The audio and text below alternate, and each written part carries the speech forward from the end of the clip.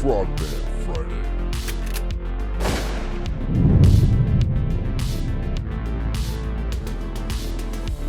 Yeah, boy.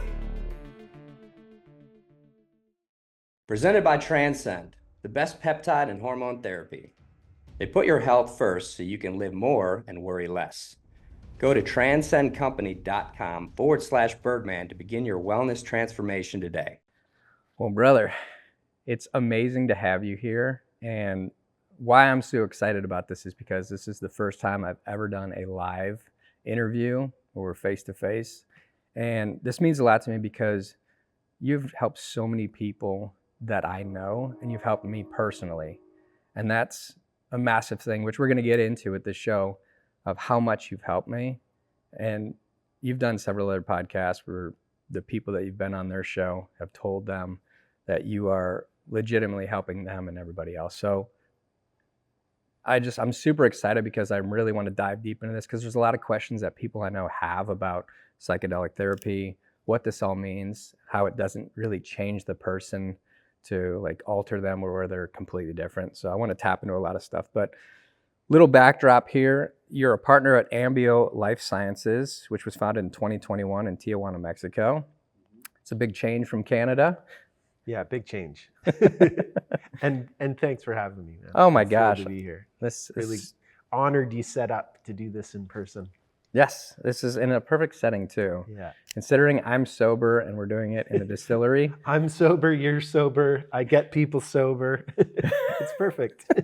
I love a little irony. Why not? Yes. The thing that's really neat is you've done all these things. You have a huge list of accolades, co-founder of Psychedelic Association of Canada. You're a former board chair at MAPS Canada. You also have a major role in 2 documentaries now, Dosed, and another one we'll talk about in Waves and War. But more than all your accolades is the fact that you are on the journey with everybody you put through treatment, and you become a natural friend to people, like myself included. And I'm so grateful for that. Thanks, man. Yeah, man. So let's dig in. I want to start with your upbringing. We want to know who Trevor is. How did you, besides how you were born, what was your upbringing like? And talk me through your adolescence. For sure. I was born in Kitchener, Ontario, Canada, which is just outside of Toronto, about an hour from Toronto. My parents are fantastic, Gord and Vera. My mom is a nurse who then kept educating herself. She did a lot of correspondence, university courses, got her BA, got her master's. She's now a nurse practitioner, retired, but she still works a few days a week.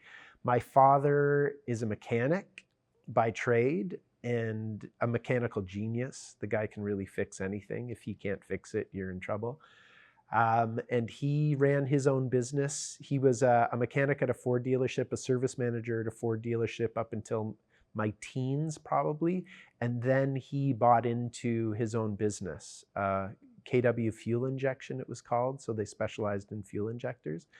And yeah, I think both of those, my parents doing what they did, steered me on my path. My mom being a healer, that got me considering that. My dad being able to fix things, plus being an entrepreneur, having his own business, that kind of inspired me. And they're still married, they're still in love. It's beautiful. I really had a non-traumatic childhood. That's awesome. Yeah, That is awesome. they really protected me from the world at large. And I think that's largely true for most of my friends circle as well. So many of us are still in touch. But yeah, adolescence was normal, had a bit of a rebellious streak. I stole my parents' car very early on. Like, I think I was 15 the first time. They always went to the gym after work, so my sister and I were home alone, and there was an extra set of car keys and an extra car. And it started with just a ride around the block. Yes. And then that block got bigger. And then it culminated in, they went to Jamaica for a couple of weeks. I wasn't even old enough to stay at home on my own.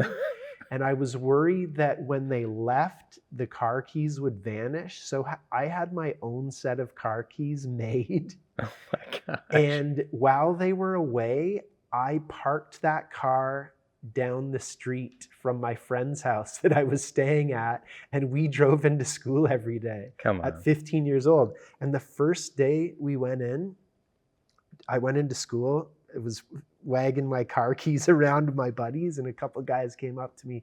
They said, "Let's go to Toronto, man." Like, what?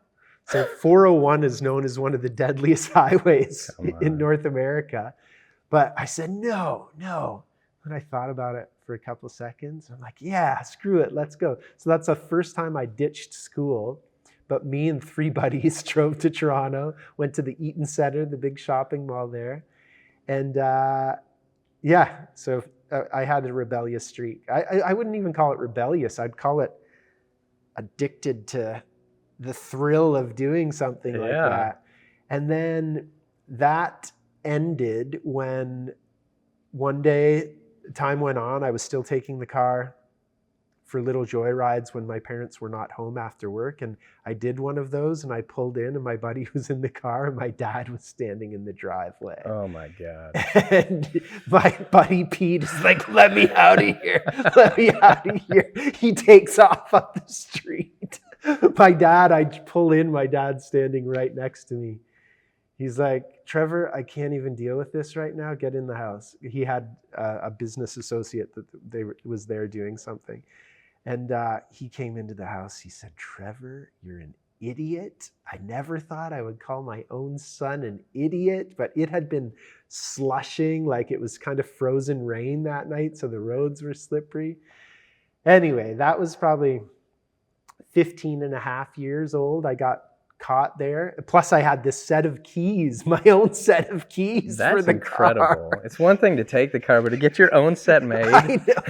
So for my 16th birthday, all I asked for was permission to get my driver's license. They gave it to me, and then eventually gave those keys back. Those were the keys for the car. So they knew. Years go by. I finished high school. I didn't want to go to university yet. I worked the front desk of a Holiday Inn in Cambridge, Ontario. I had been a lifeguard at that hotel for the few years before that. Then I started working the front desk.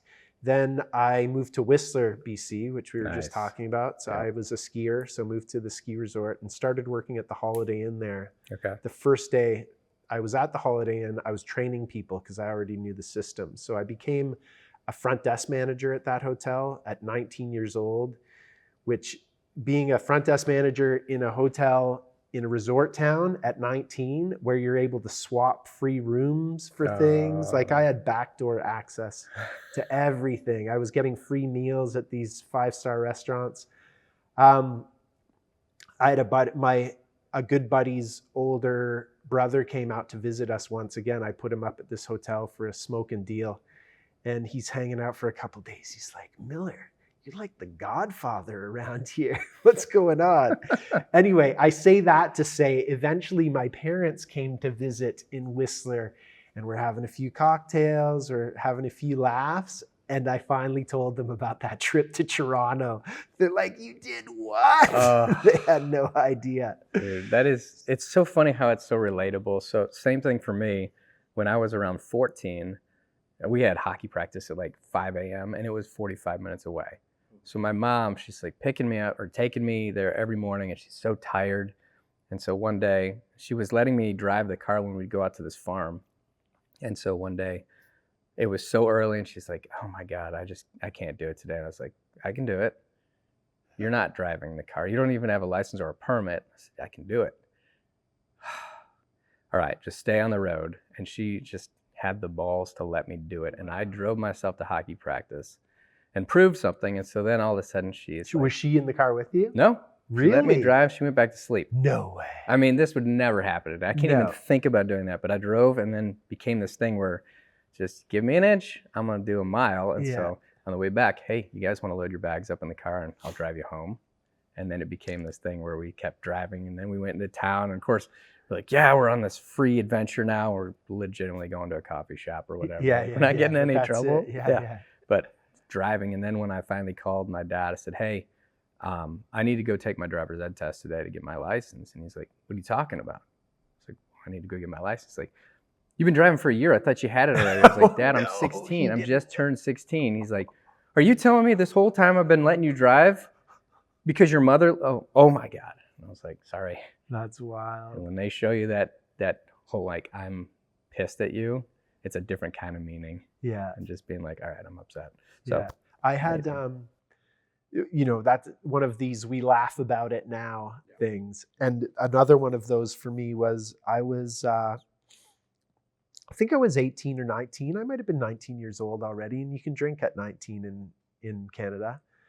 Although I might have been 18. Anyway, I knew for a long time that my parents were going away on a vacation. And at this point, I was old enough to stay at home on my own. So for the months leading up to this, I planned a massive keg party. So I went to a U-brew place, actually, like this, that made beer and had 5 kegs made. So that keeps the cost of the keg down because you're doing it yourself. I sold tickets. It was $15, all you could drink.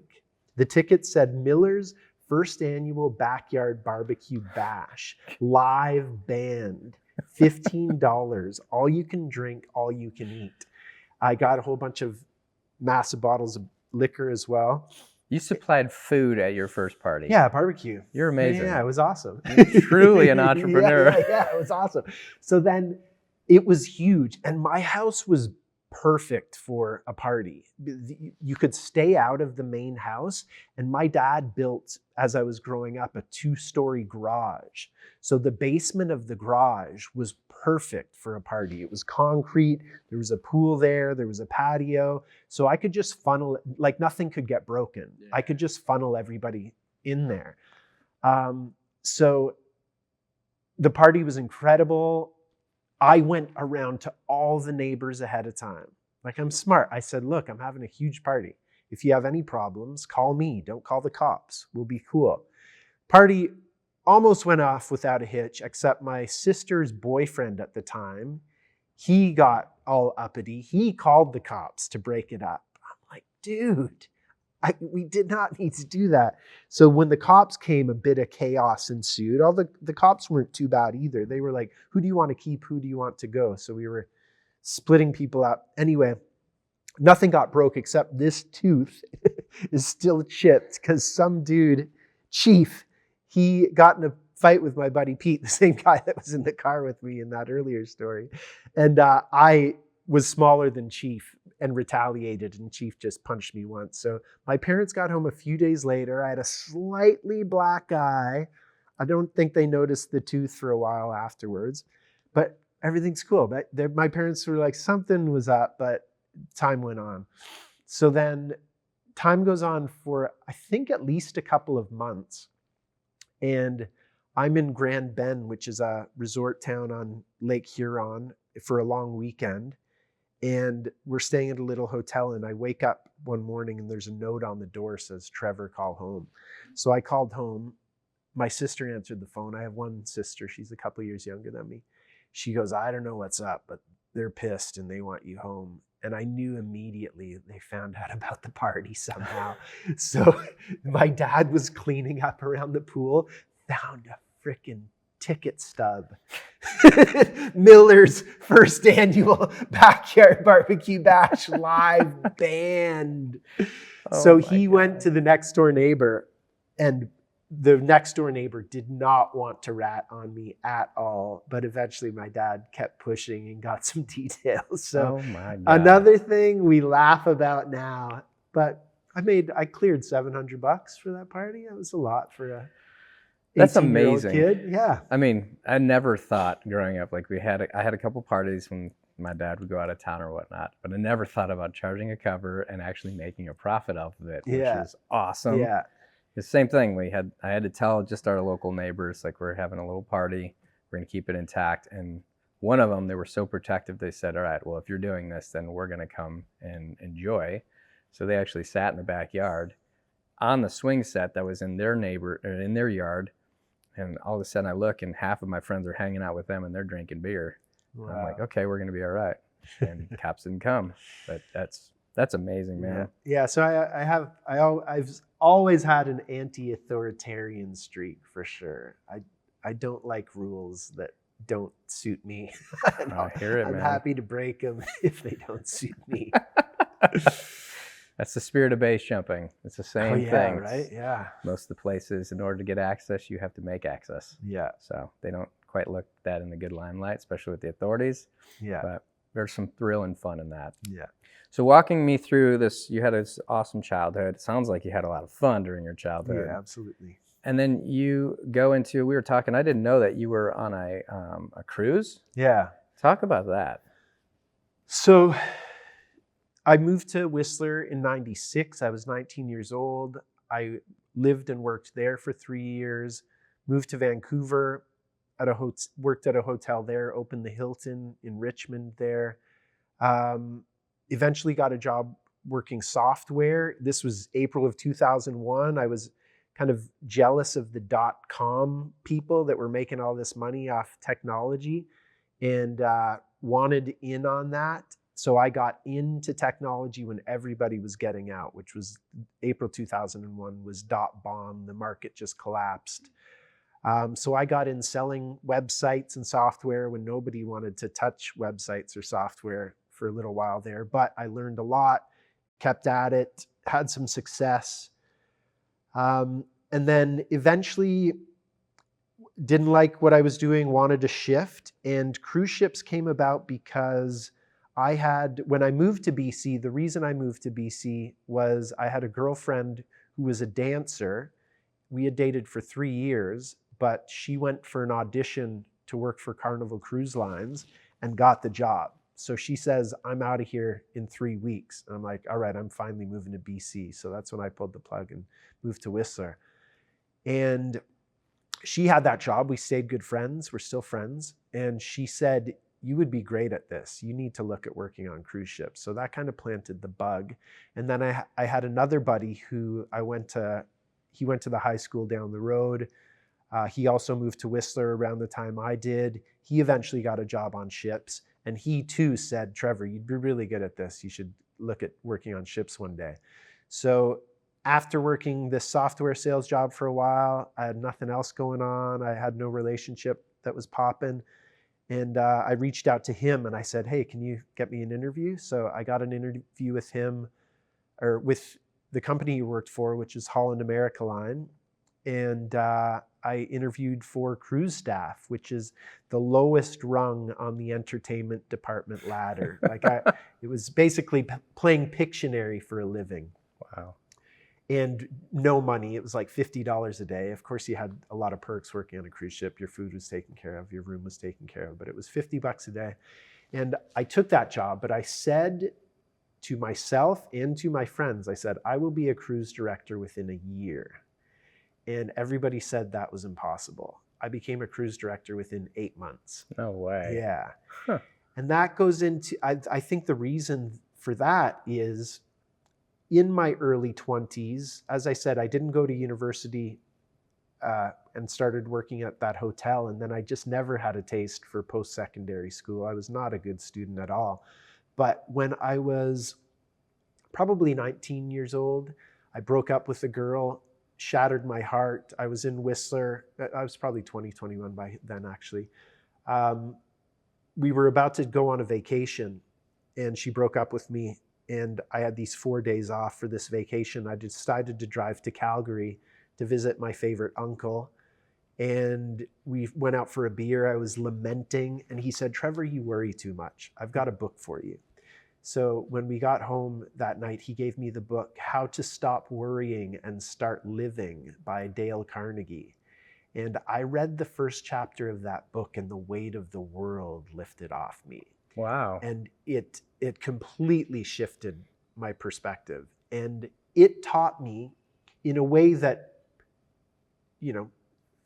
13 years in high school did not, or in school did not teach me, that books could teach you something, like so practically teach you something that could be so transformative. So at that point, I started my self-education process. and really dug into how to be successful. What does it mean to be successful? Personal development type stuff. I bumped into Tony Robbins through crazy coincidences and his teachings, and how to be, how to motivate yourself, into quantum physics and the theory of relativity. I was digging into science in that way. And at one point, I stopped in my tracks and I'm like, why am I doing all this reading? And the answer came back, well, you want to be happy. Like, okay, well, what do all these books say about being happy? And it seemed to me that the happiest people, or at least the people I most wanted to emulate, seemed to be helping a hell of a lot more people than I was at the time. And I didn't like that conclusion. I thought that, I'm like, what does that mean? Do I have to be a social worker? Like, I didn't have a framework to think, how do I effectively use that? But I thought it was a really valid hypothesis, which I've proven true now. I thought if you could really help somebody change and make a better life for themselves, nothing would feel better than that. Nothing would be more personally rewarding than that. Like, the irony is, if you take selfishness to the farthest degree with honesty, it flips in on itself, and selfishness becomes altruism. So I saw that. I started poking around Vancouver's downtown east side then to see what I could do to help out in that neighborhood. It's known as the poorest postal code in Canada. I was new to Vancouver at the time, wanted to help people, saw this neighborhood, said this obviously needs some help, knew I didn't have any,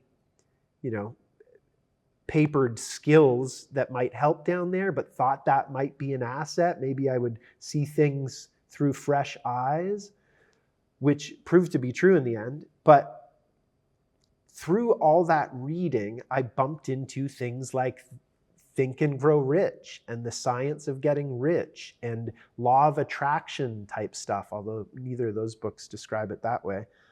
And I didn't learn that term for years later. But so when I got on the cruise ship, I had those tools, and I started saying to myself internally, I am the cruise director.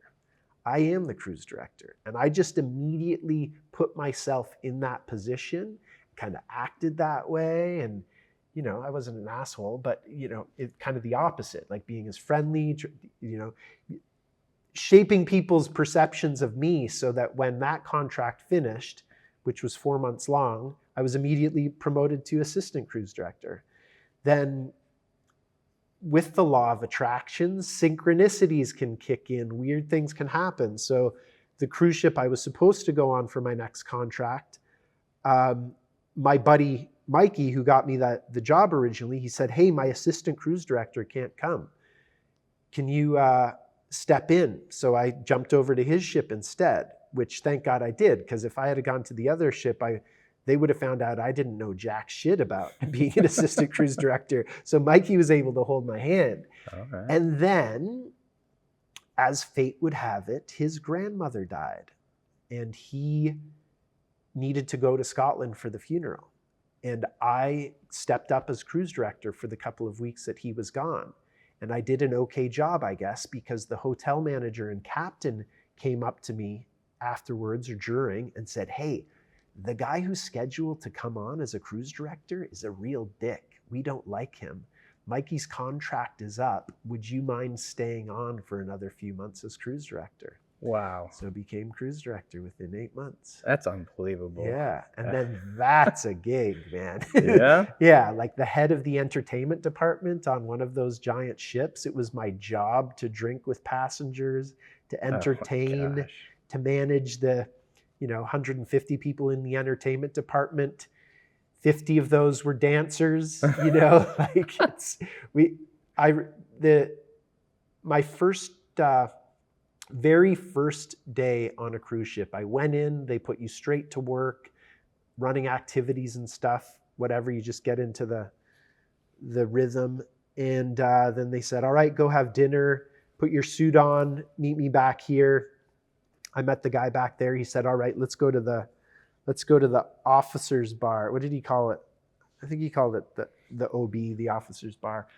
Went in to the officer's bar, for my first drink on a cruise ship. It was 50-cent Coronas, then you just sign it to your account. So easy access to booze. And you're allowed to drink on shift. So I slammed back 3 Coronas before finishing the evening shift. Finish the evening shift, go straight back to the officer's bar, party pretty hard till the bar closes at 1 or 2 a.m. Pass out, wake up the next morning for 7 a.m., wake up hungover, run the play again. Next day, wake up hungover. And on that second morning, hungover again, I remember distinctly saying to myself, if I'm not careful, this will be the new normal, being the hungover every day. It's interesting that you noticed it that quickly. Yeah, I noticed it immediately, and I was right. Yeah. It became instantly the new normal, which, yeah, so, part of my story is I eventually quit drinking, and that was because of an Ibogaine journey. And, but going into that journey, I had no intent to quit drinking. I had no desire to quit drinking. The world was not telling me, Trevor, you have a drinking problem. At the same time, I had a fucking drinking problem. Yeah. There was,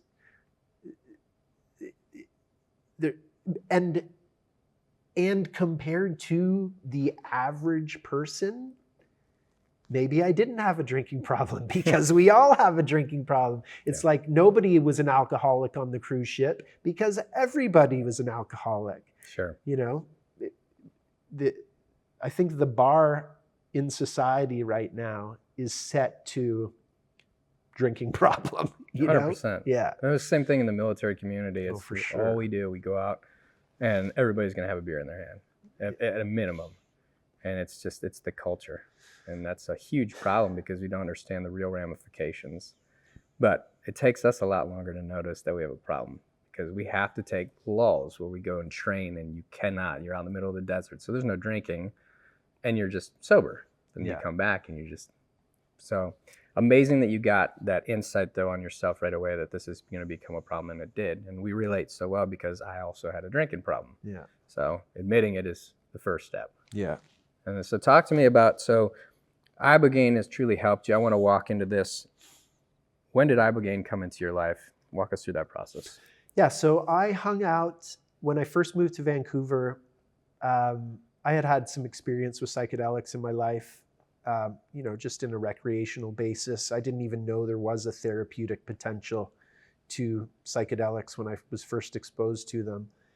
And at the same time, I recognized the therapeutic potential in them, on an LSD journey, saying to my friends, this is what adults have forgotten that has made the world so screwed up. Just noticing certain joie de vivre that came through, perhaps, or something like that. I've had some crazy, again, kind of manifestations or coincidences around bringing psychedelics into my life, but I was fairly new to Vancouver. I had a friend from Australia who was visiting, and we were watching Fear and Loathing in Las Vegas. And I said, I haven't had some hallucinogenics in a while. It'd be great to find some of those. The very next day, we're walking down a street that I was new to in Vancouver called Commercial Drive, which has now been my neighborhood for many years. But we're walking down the street, and across the road, I see a shop called the Urban Shaman. I'm like, shaman, I know what they do. They work with plant medicines. At that point, I knew that there was a therapeutic potential, and I went in, and sure enough, they sold a bunch of kind of somewhat legal entheogens. Salvia divinorum was the one I bought that day. That's a crazy drug. Yeah, had a crazy experience with that guy that day, and a handful subsequent to that. But yeah, so amazing coincidence. But that shop has a community around it. And there's some lounge chairs in there. You can go hang out. I met a lot of great people there. I started hanging out there. And it was there that I first heard of Iboga. Iboga is a plant that comes from Africa. It's been used ceremonially for centuries. But I heard about it costing about $500 a dose. I was broke at the time, so that sounded like something I would never do. Or did it? Or did it sound like I got to save up? I got to try this. No, the other thing is it was a 36-hour-long trip. Ugh. So I'm like, no way, man. $500 and it's going to drag you through the coals for that long? I'm never going to try that one. That was my first reaction to hearing about Iboga. And I think I had heard something, through that shop that it might be good to help people with opioid addiction. And time went on, and I had been working on this downtown East Side project, really diligently trying to wrap my head around ways to help down there. I volunteered down there a little bit, ran into an organization called the Vancouver Area Network of Drug Users, which is a harm reduction group. They've organized a whole bunch of people who use drugs to encourage them to use them more safely, let's say, harm reduction. And worked on cruise ships, got married, moved back to Vancouver.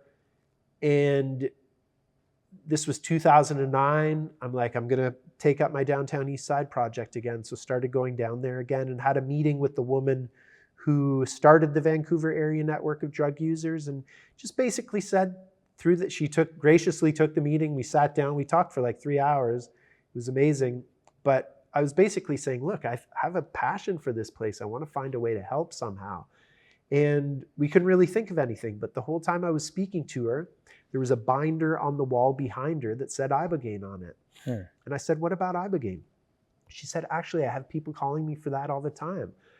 There had been a Ibogaine clinic on Vancouver Island, but it had shut down, but the website was still up, and her name was on that website, a number as somebody you might be able to get more information from. And I said, I'm interested in that. Let me follow that thread. So I found an online source for it. I ordered some. She forwarded me a few phone calls. I gave it to a few people. I saw very quickly I didn't know what I was doing. I am really grateful I didn't hurt anyone. But the very first time I gave it to this couple, I rented a hotel room close to Vancouver General Hospital. I was smart enough to get close to a hospital, although I didn't have near the medical gear, equipment, personnel, or know-how that we have now. It's crazy how underground that was, even though it was legal in Canada at the time. But I remember administering the medicine to that first person, going out on the balcony at this hotel, and it just kind of sank down upon me. This is what you're meant to be doing. Wow. Yeah. And at the same time, I saw quickly, I don't know what I'm doing. So the phone would ring. She'd send me these calls. I would say, go to Mexico. If you're going to do it on your own, this is what little I know, but you really shouldn't do it on your own. So that went on for a couple of years. And then in 2012, that woman called me and said, hey, did you know there was an Ibogaine did you know there is an Ibogaine Providers Conference in town? I did not. She said, well, I put your name on the list as a provider. You should go down. So I went to the Global Ibogaine Therapy Alliance conference in Vancouver. This was October, I think, 2012. And the guy running that conference was Jonathan Dickinson, who is my current business partner. So we met there. We hit it off. I met a lot of the OGs of the Ibogaine providing community. I met the guy who became my first business partner. And he was a former opiate addict. He had apprenticed with people in Mexico on how to give the medicine, knew what he was doing as much as any of us did back then, and really wanted to work with the medicine in Canada. And I wasn't all that interested because I'd had the rough couple experiences, but he was persistent. I said, all right, the next time the phone rings, let's see what we can do. So the next time the phone rang, it was a father calling on behalf of his 28-year-old and 32-year-old sons. And they were both heroin users. And we treated those two as well as the 28-year-old's girlfriend over the course of a month, a couple of weekends in 1 month. We started with the 32-year-old, moved on to the 28-year-old and his girlfriend, actually vice versa. I think they went first.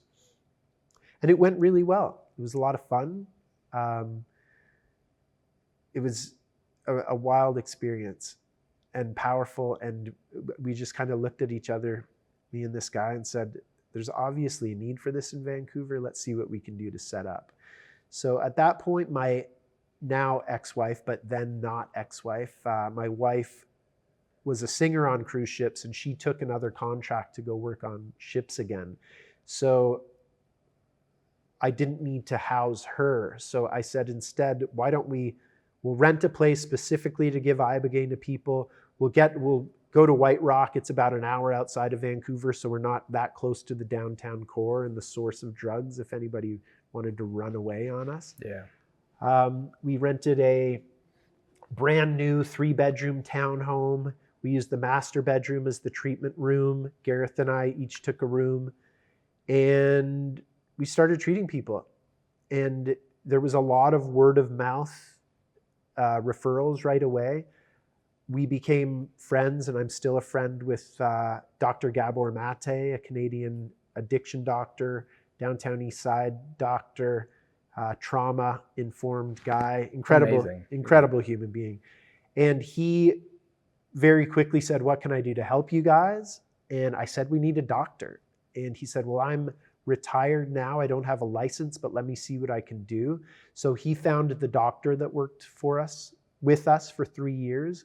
She would prescribe anything that we needed.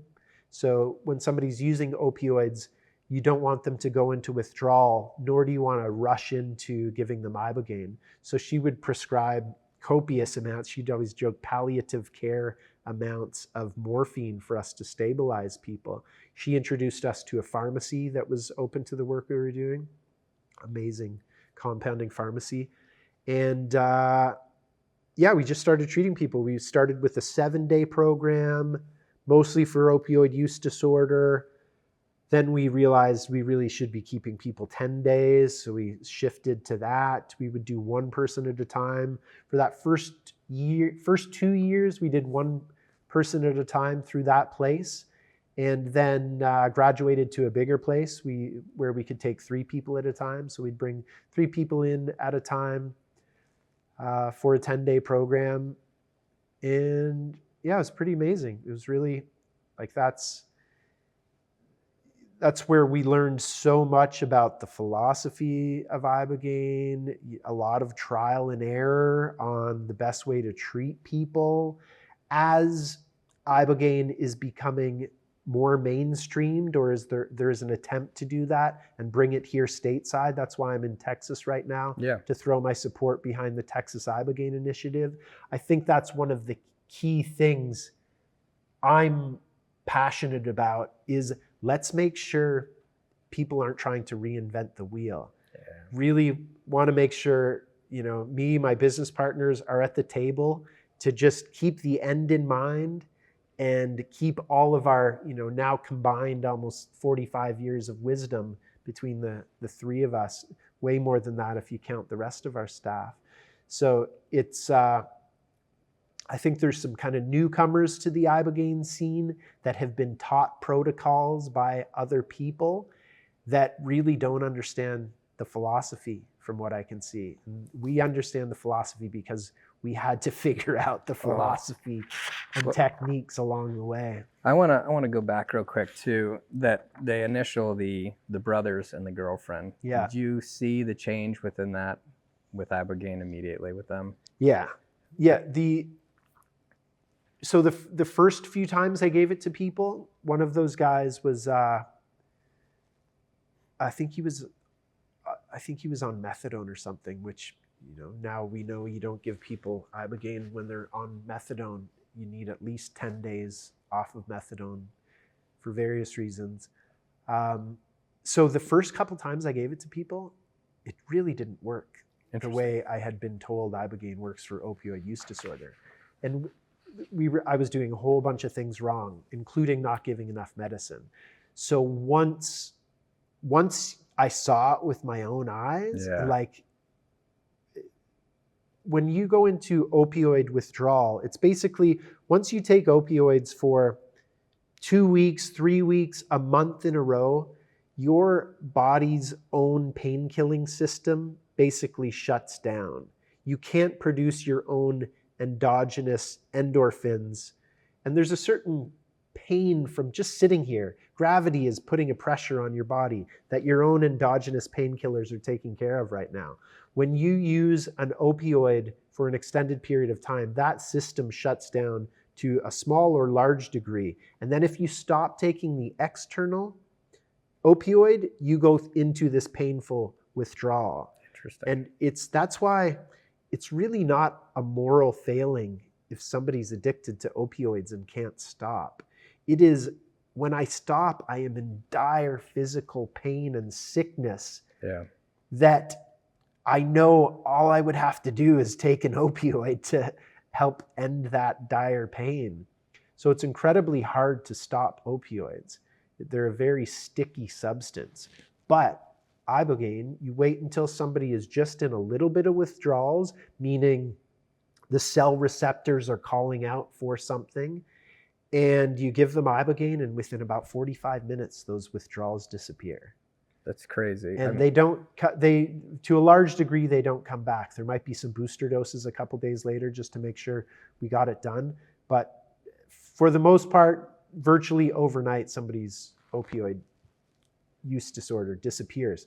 But within 45 minutes, the withdrawals disappear, and then you've got a 24-hour psychedelic journey to contend with, which can be very psychologically healing, definitely physically healing.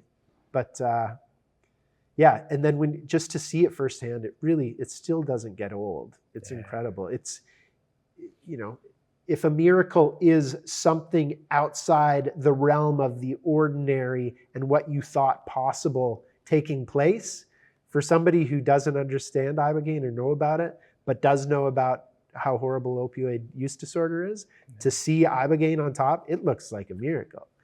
It is. Yeah. It's amazing too. We think about medicine. We've all learned in America about Big Pharma and all the medicine you're supposed to take for colds and flus and all this stuff. And I don't know, it was about 10 years ago for me, I stopped getting the flu shot because I was lazy and I didn't see any difference whatsoever. I was like, okay, I'm not getting the flu and I'm not taking the shot. I'm not going to do that anymore.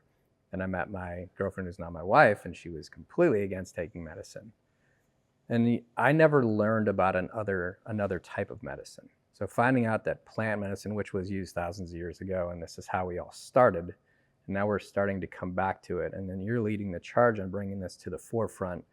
It's really empowering, and having gone through your program, it has changed my life and everybody that I know who's gone through it. I mean, we have a new thing to talk about as SEALs and as special ops guys, other than just combat or the training. Nice. A new journey, a new adventure. And to your point, you said you have this 24-hour, trip to contend with.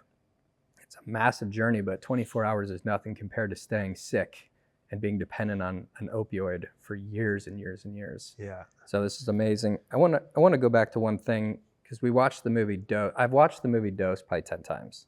Really? Oh, for sure. Isn't it so good? It's the so kind good. of movie you can watch again and again. You can. Yeah, like every time we play it at the treatment's house, I get sucked in every time. We watched it twice. I've been through your program twice, and every time, and I've watched it at home with my wife. And in that movie, you were in a townhome. Was that the townhome that you were talking about? No, that was not the townhome. Okay. That was the Scarface mansion.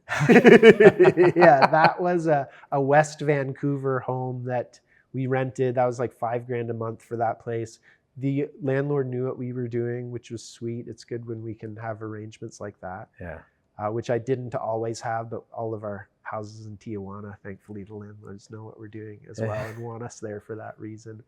But yeah, that was my first Scarface mansion. Oh my gosh, it was awesome. But it was so cool to watch it, because you get to see the transformation truly, and you're praying and you're hoping that the subject in the movie, the female, Adrienne, she would overcome, and to see her pre and post. Mm-hmm.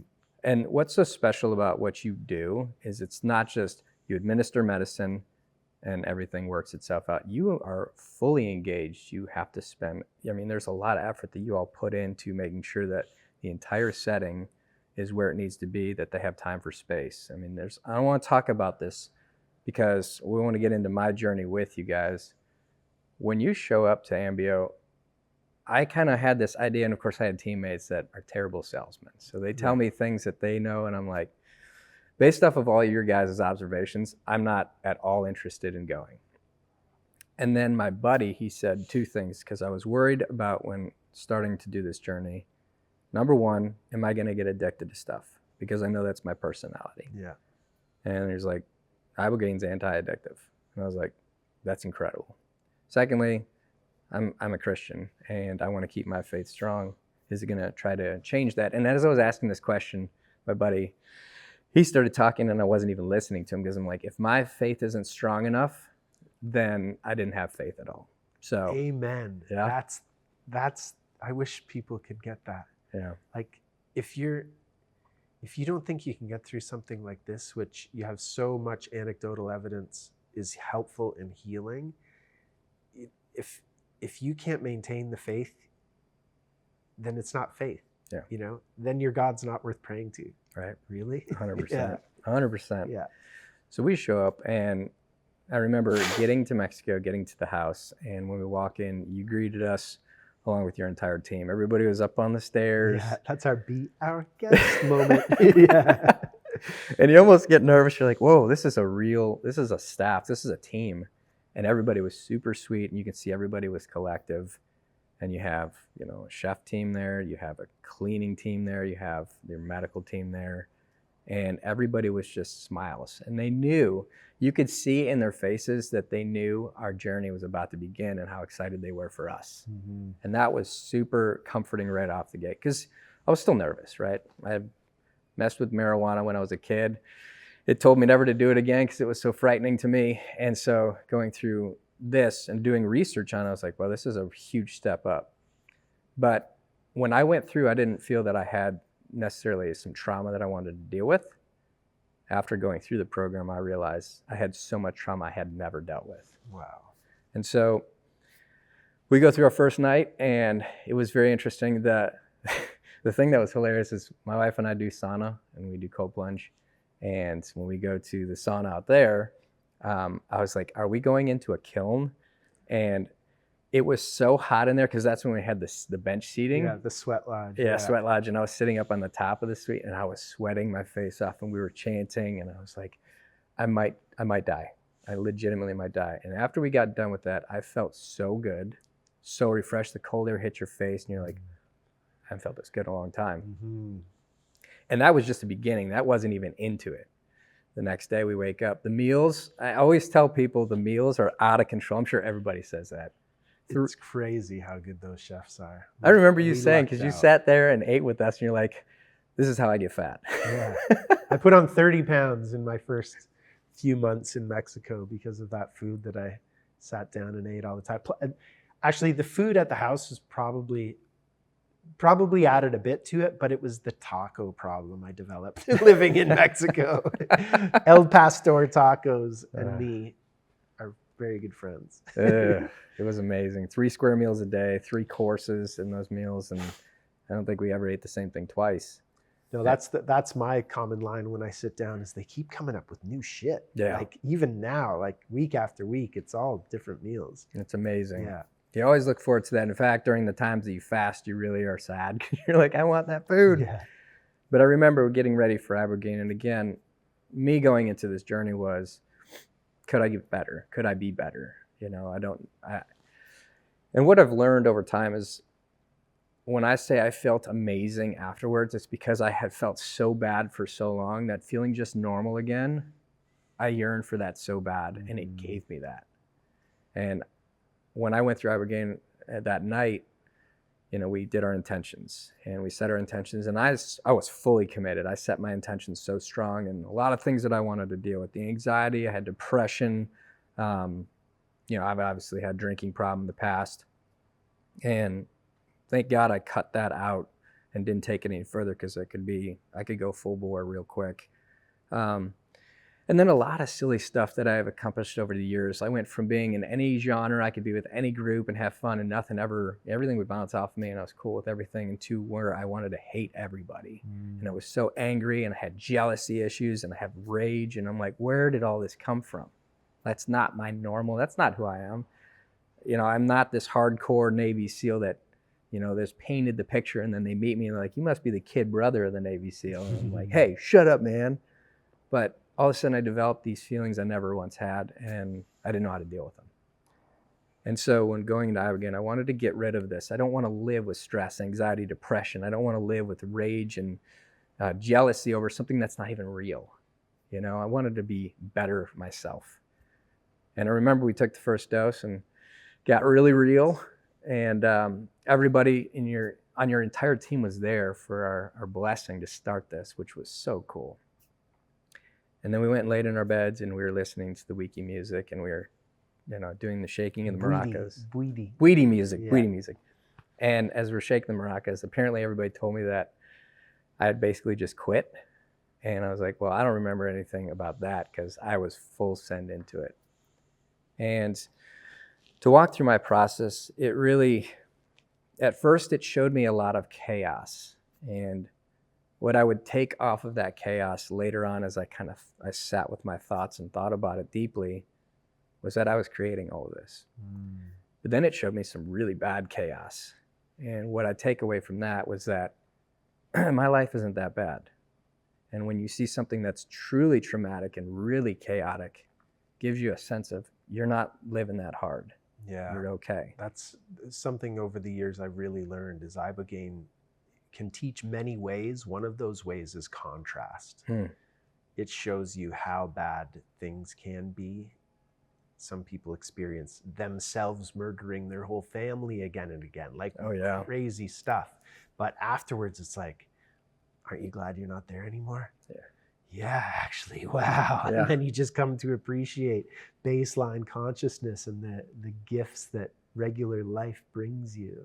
The gratitude Yeah. of today. Yeah. That was huge for me.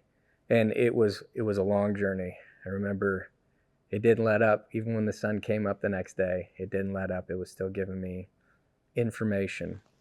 One of the most prolific things that happened for me under Ibogaine was my sniper partner, David Metcalf.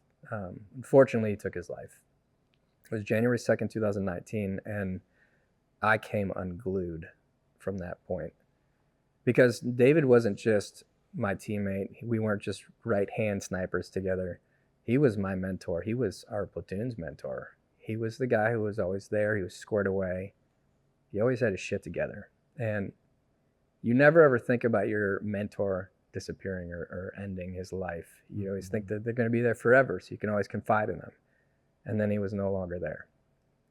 And so for me, I couldn't even talk about David without getting emotional, breaking down. And I was like, man, I just, something's got to give here. We've lost too many guys, but this one really hit me the hardest.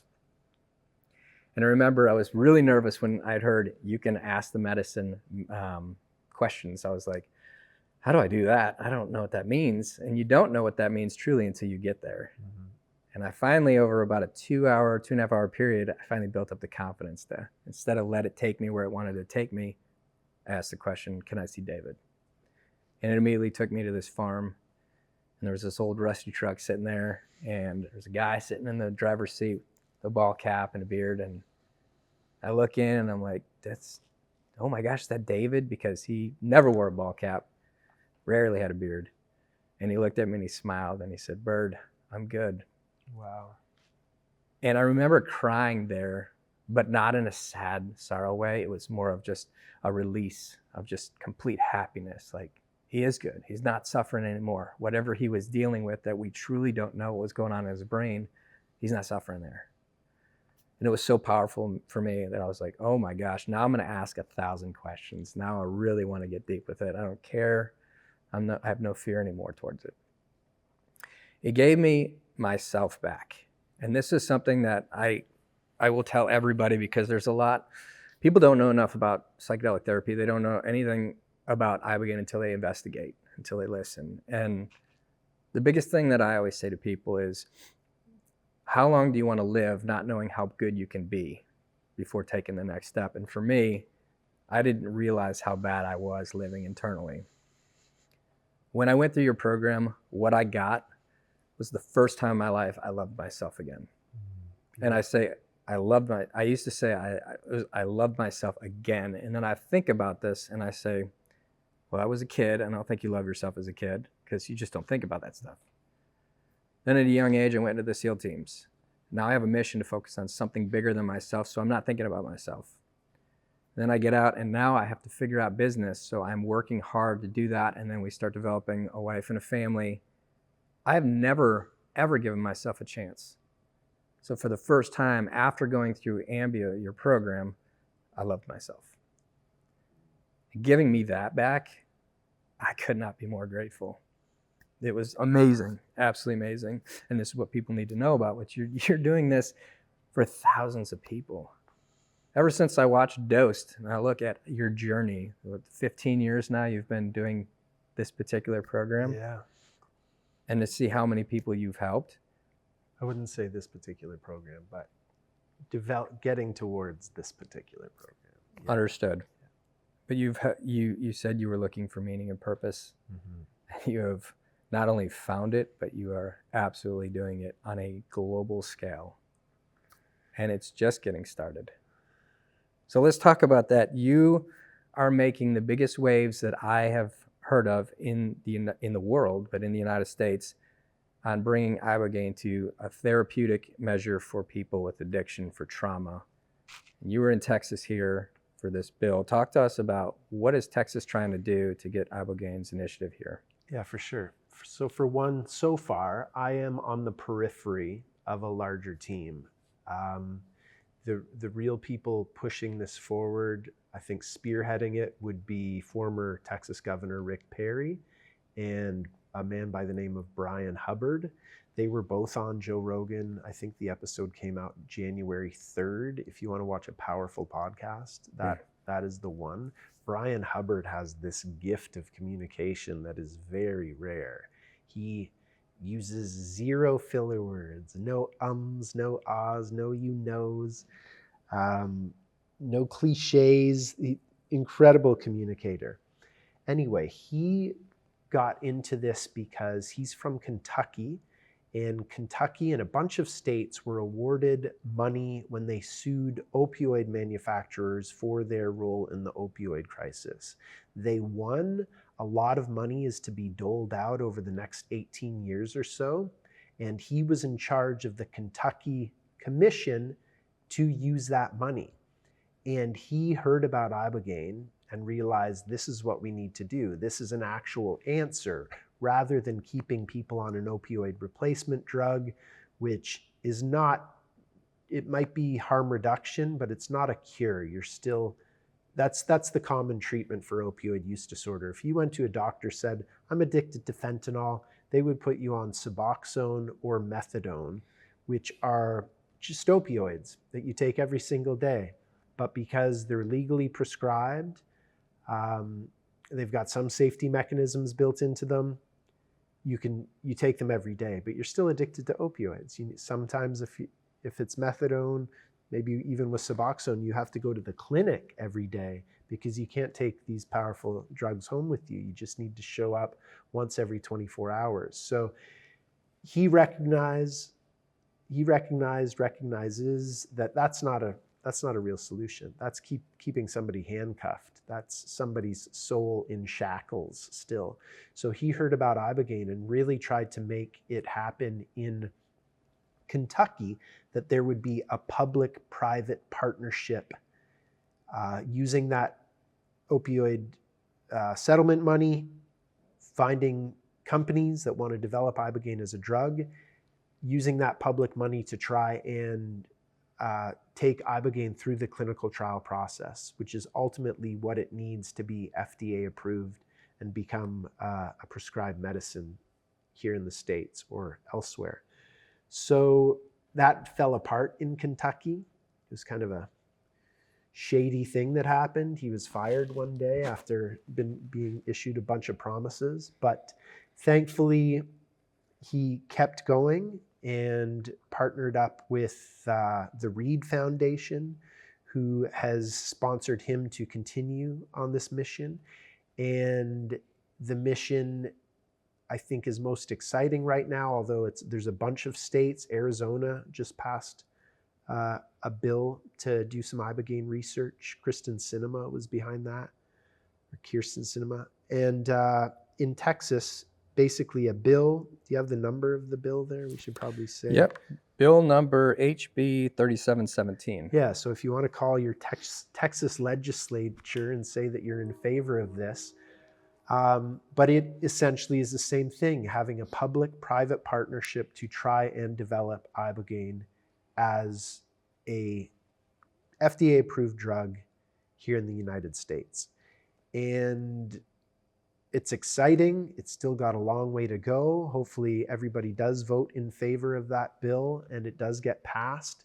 That would mean great things. It would at least mean the next step, which is, how do we make this happen? How do we do clinical trials of Ibogaine properly?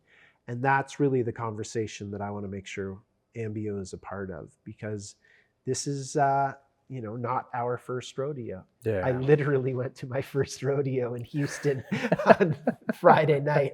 But with Ibogaine, it is not our first rodeo.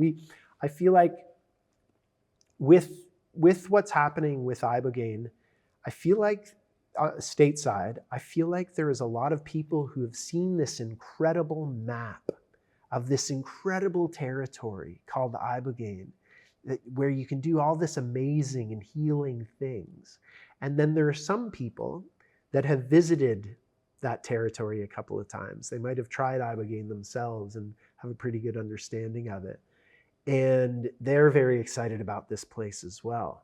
But I think it's super important to not only consult the tourists or the people who have seen the map, you need to consult the people that have lived there for the last 15 years, 100%. So that's, as this medicine gets developed, there's so much nuance to providing Ibogaine properly and safely that my hope is that Ambio is at the table. And I think chances are good. We don't even need to necessarily, profit off certain stages of this. Ultimately, yes, we want to run clinics. We're awesome at running clinics. 100%. You know how great we are at doing that. Mm-hmm. We want to do that stateside. That's the dream. I would love to move to Texas one day. That's the dream. It's going to be a long way to get there. I just want to make sure that, we're at the table to make sure that whole process gets guided in a way where we can skip a bunch of stages. We don't have to go through the stage where a person is alone in a hospital bed for 7 days going through an Ibogaine detox program. Yeah.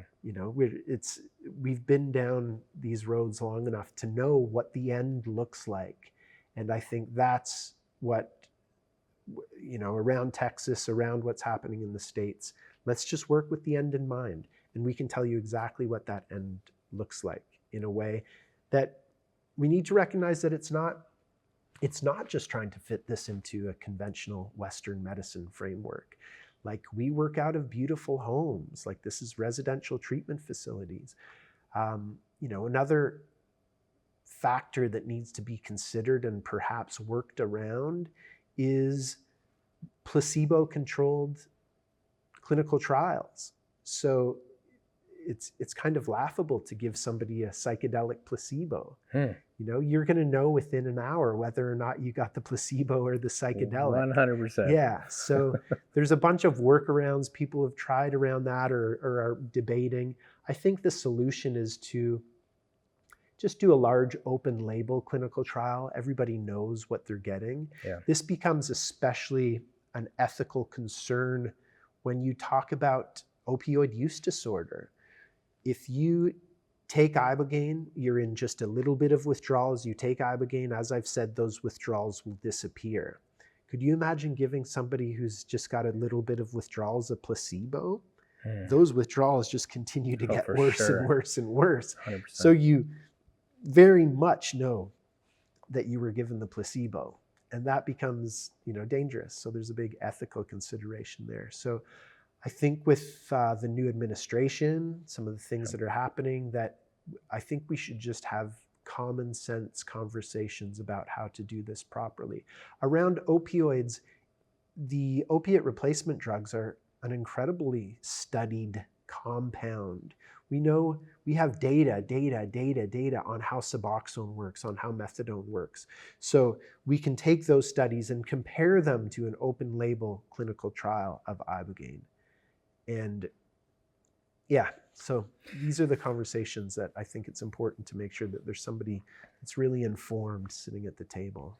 So it's interesting you talk about Suboxone and methadone. Aren't these these are medicines that you can actually get addicted to, or you do get addicted to? They're addictive by nature. Yeah. They're 100%. And you could go up because it's the same thing. If you stopped your opiate replacement drug one day, you go into the painful withdrawals again. So how the fuck is that a solution? Where it is a solution is, and it is a solution in this regard, is in this world where these drugs are prohibited. It's illegal to take heroin. It's illegal to take oxy without a prescription. That brings in fentanyl into the question, or into the equation. That brings tainted drug supply into the equation. So it becomes very dangerous to take these street drugs.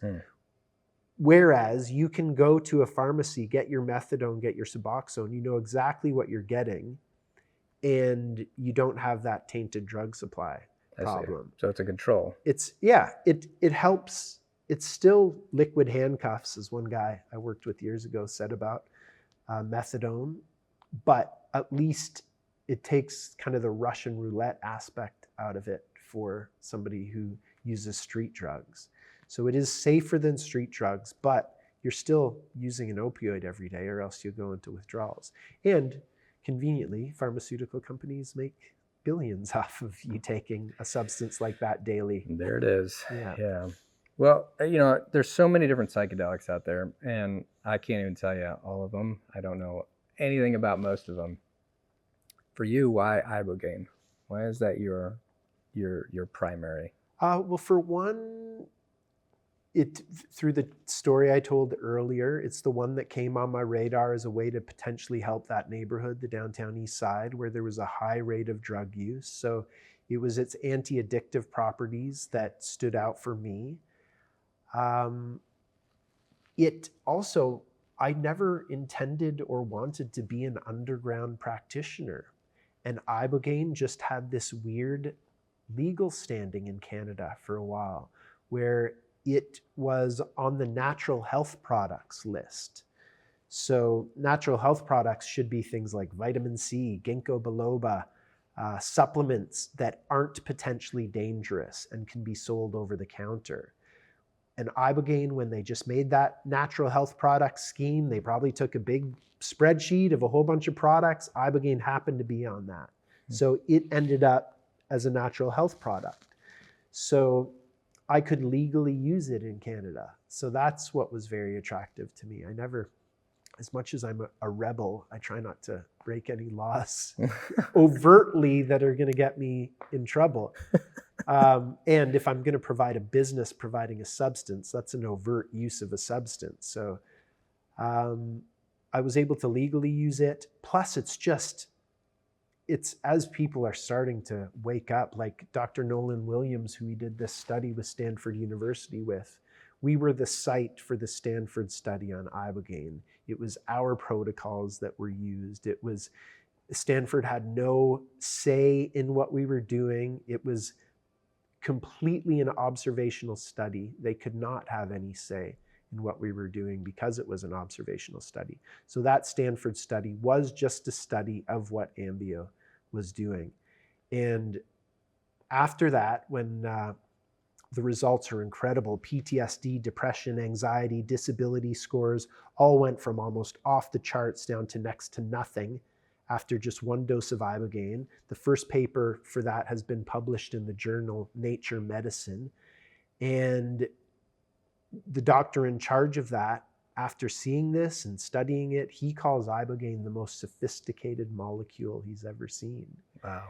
And a lot of psychedelics can be profoundly healing, but nothing seems to be working on the physical level, actually reversing traumatic brain injury in a way that is showing up in brain scans.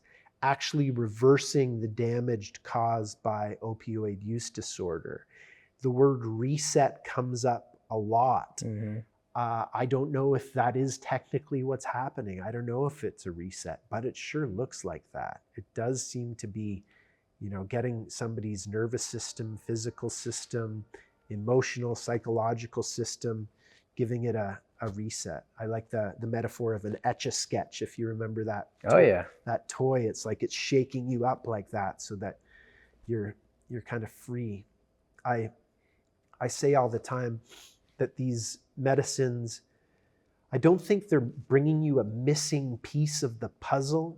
It's like, here, have this. It's gonna fix you because now you finally got this thing you've always been after. It's more like, and the way you were speaking earlier, kind of the way you said you didn't really realize how little trauma you had dealt with. It's like more like as we live life, we're seeing life through a filter, like a pane of glass. And as things happen, as your heart gets broken, as you suffer loss, you suffer tragedy, you stub your toe even, that filter, that glass gets dirty to a point where you don't even recognize it's dirty anymore. And then you do something like Ibogaine especially, and it's like it cleans that windshield from the inside out. And it's not like it's bringing you this thing that you finally got. It's more like you're seeing things clearly for the first time in a long time. And it's like, oh, actually, life is awesome. Yeah. Wow, I've got everything I need. I was just jaded. I just couldn't see properly. It's interesting because I always say to guys that for me, it was an absolute pause button to actually show me how distorted I was looking at my life. It was crazy. You know, it's like I said, if you're looking for the absolute fix out there, you're going to search for the rest of your life because that's what it is. To fix yourself, you got to spend the rest of your life focusing on yourself. But to pause yourself from the things that you're doing consciously and subconsciously is what we, especially in the special ops, I'll speak about that because I know that world, we're so stubborn. I got it. It's good. Great. How do you feel? Awesome. Yeah. I feel like shit, but I'm not going to say that. Yeah. And when you can manage to pause yourself from the chaos that you've now become immune to or made yourself believe you're immune to, and you can see how you're truly living from a 10,000-foot view, holy crap. Yeah. And that's when the real work begins. And that's the freedom. And so that's been amazing. I want to talk about this movie, In Waves and War. I have not seen the movie. I've been seeing it blasting all over social media. You know, share with us what it's about and when it comes out. Yeah, so it follows 3 former Navy SEALs through different aspects of their process around this medicine. So Marcus Capone is the former Navy SEAL who started the nonprofit Vets Incorporated, which came about after, you know, years of deployment. He was not right. He was drinking too much. He was, you know, couldn't remember people's names. They tried everything, him and his wife Amber, to try and fix the situation. Nothing worked. And this is all in the movie, so I won't give away too much, but as a last-ditch effort, they said, we got to try this Ibogaine stuff. So he went to Mexico, he took Ibogaine. She says that as soon as Marcus walked in the front door after that trip, she knew she had her husband back. And they said, we've got to help our community get access to this. So they created the nonprofit Vets Incorporated, vetsolutions.org, and have now sent, it's coming up on 1,000 Special Forces veterans through for this treatment, mostly at Ambio in the last 3 years since we've been operating. This film was John Shank and Bonnie Cohen, husband and wife directing and producing team. Jessica Anthony, I think, is the other producer. They started coming down to Ambio. They followed a couple of groups through for a couple of weeks. And then the 3 SEALs who end up being the primary characters in the movie, although it features a lot of guys from the Stanford study as well, which is super cool to see. But DJ Shipley and Maddie Roberts, and it really covers their stories with this medicine as well. It's got incredible animation. If I don't know, have you seen the movie Waking Life? Do you remember that? I have not. You should really find that movie. It's really good. Okay. Richard Linklater did that, but it's the same. A Scanner Darkly is another movie that has this animation style. But it's incredible animation they use to describe the Ibogaine journey, basically. And it's so hard to accurately describe visually using words a psychedelic journey, but they do a really good job of it. So very powerful.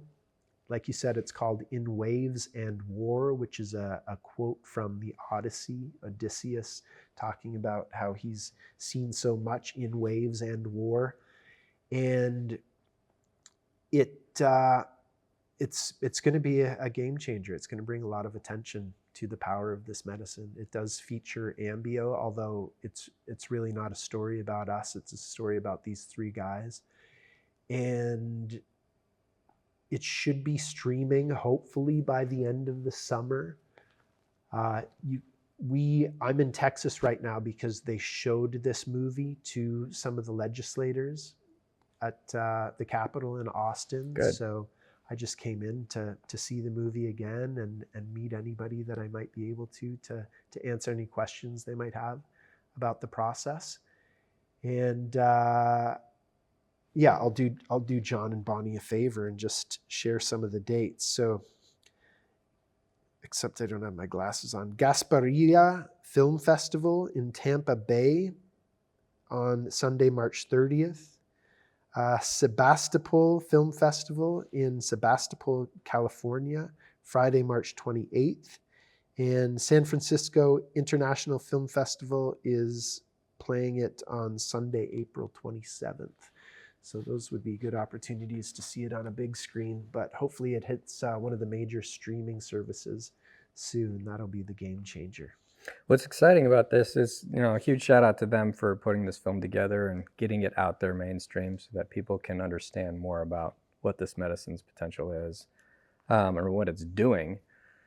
But to think, like, a lot of this is because you stepped up and said, I need to help people. I remember specifically watching that Dosed movie, and I remember you saying in there that you would watch friends go down that alley, that corridor, where a lot of drugs were moving through and didn't come out.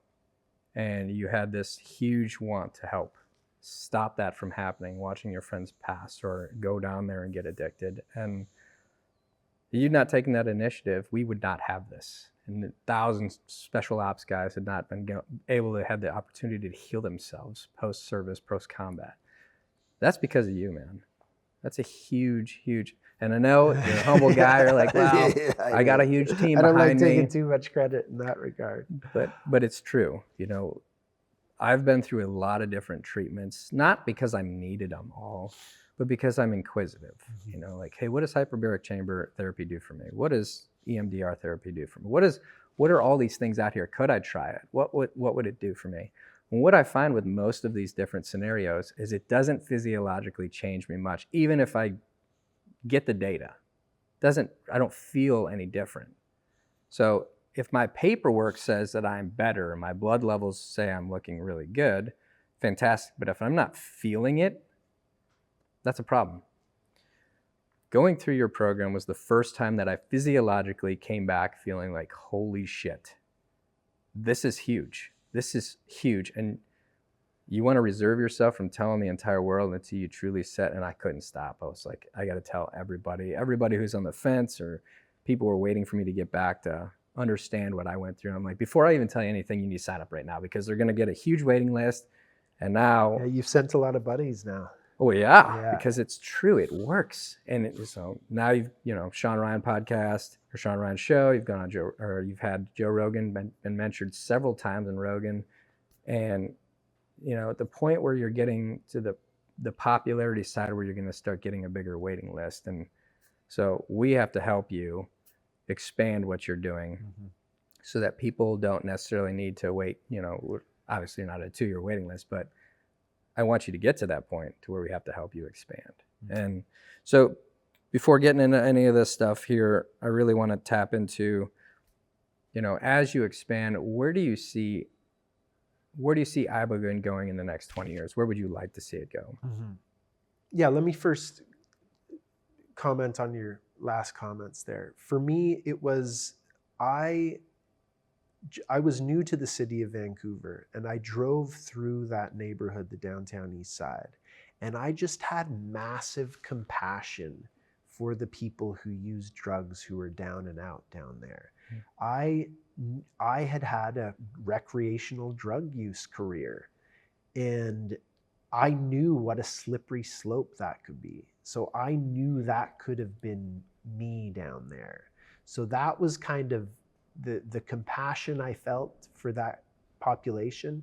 That was what led me to have the courage to kind of just show up there.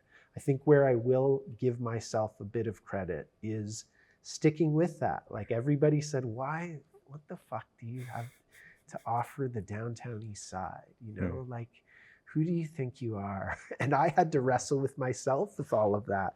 The answer that came to me at one point is, who I thought I was, is that if I was face down in a gutter and somebody thought they might be able to help me, I would want them to try. Yeah. So that kind of kept me going. And I just played the long game with the law of attraction on, maybe I can find a unique way to help these people. And I still feel as though I've got unfinished business on the downtown east side itself. But I'm building up all this infrastructure so that I might be able to properly serve more residents of that neighborhood. Where do I want it to go in 20 years? It would be great if we could fast track this medicine through the drug development process somehow. It generally costs hundreds of millions of dollars and takes 5 to 10 years minimum to get FDA approval on a substance. 10 years is a long time when we're losing people to the fentanyl crisis at the rate we're losing. Yeah. We've lost more people to fentanyl than any single US war combined. At the combined total of people that we've lost at war, we're losing more on, close to an annual basis through the fentanyl crisis. So I feel like Ibogaine needs a magic wand. At the same time, I feel like there's some magic wands laying around right now. I feel like there's this impetus and this desire to actually make radical change. So if we could get Ibogaine through the drug development process, that would mean that at the end of that, I think ultimately that would mean that people, it's kind of similar to the way they were trying to develop MDMA to treat PTSD. You couldn't just be a doctor who prescribes MDMA to your patient. They go pick it up at a drugstore and they take it home and do it. They instead have to work with a therapist who has been licensed in this process with this prescription drug. So Ibogaine will be similar, but even more than that. It's going to take providers who are licensed in a certain process. Ideally, I would love Ambio to be a part of that regulatory, setting up the regulatory structure so that that gets done properly.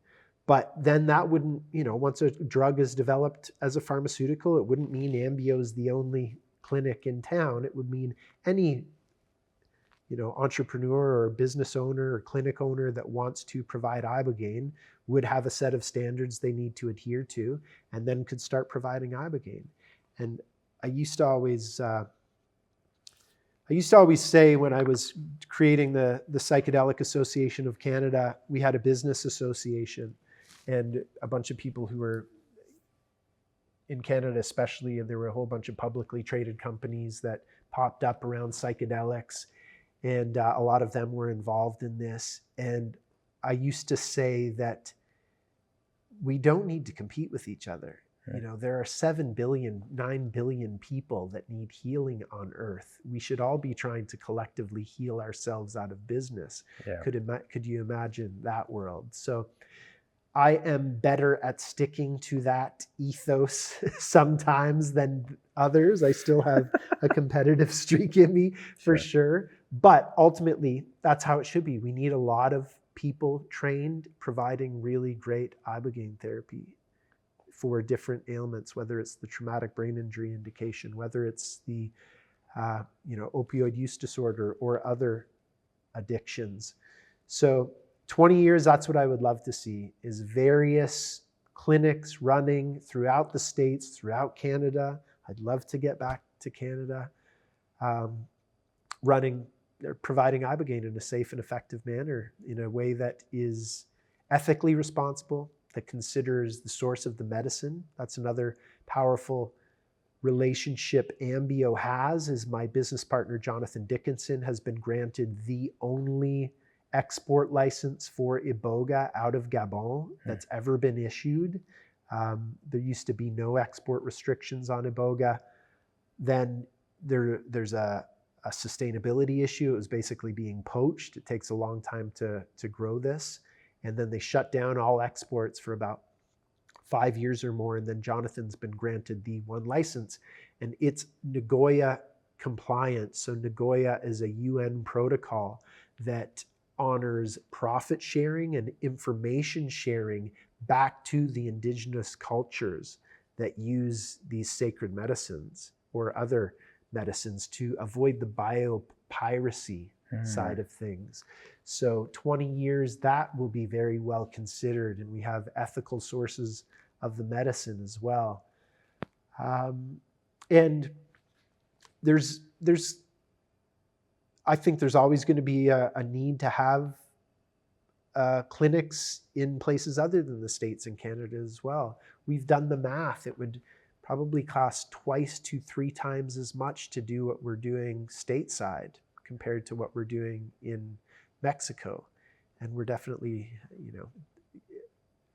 our employees are very happy from what I can see. It's definitely not slave labor that we're involved in down there, but there's just some costs of doing business that are, I won't say always, but maybe always going to be a little less in a place like Mexico. So if people want to travel, they're always going to be able to do that as well. But ultimately, it would be very good financially for insurance companies to get behind this, because do you pay for somebody with all their mental health problems or addiction problems for a lifetime, or do you do an Ibogaine treatment, even if it costs $50,000, even if it costs $100,000 once?